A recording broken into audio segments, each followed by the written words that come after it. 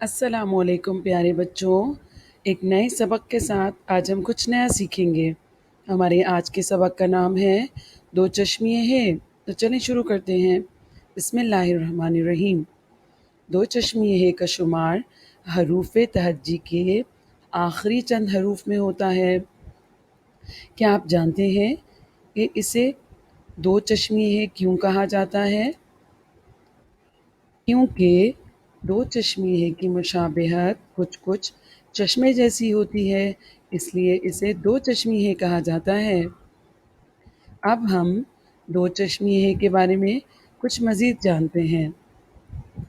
دو چشمیے سے کوئی لفظ شروع نہیں ہوتا، یہ یا تو الفاظ کے درمیان میں آتا ہے یا پھر آخر میں۔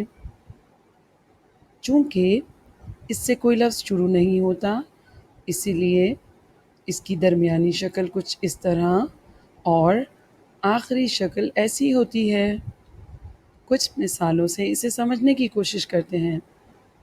شہد، شہد میں دو چشمیے ہے درمیان میں آ رہا ہے، جبکہ مگرمچھ میں دو چشمیے ہے آخر میں آ رہا ہے۔ اب ہم دو چشمیے لکھنے کا طریقہ سیکھتے ہیں۔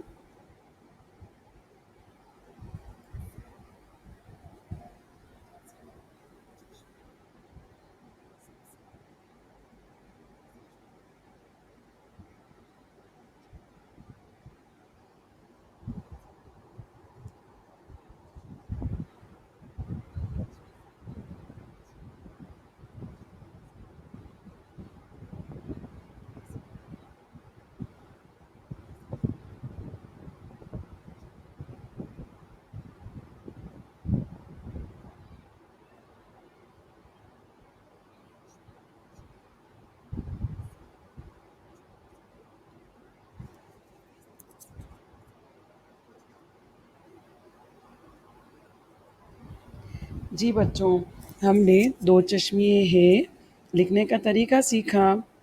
آج ہم نے دو چشمیے کے بارے میں سیکھا اور اس کی مختلف اشکال کو سیکھا۔ اب تک کے لیے اتنا ہی۔ اگلے سبق میں انشاءاللہ ہم کچھ مزید سیکھیں گے۔ تب تک کے لیے اللہ حافظ۔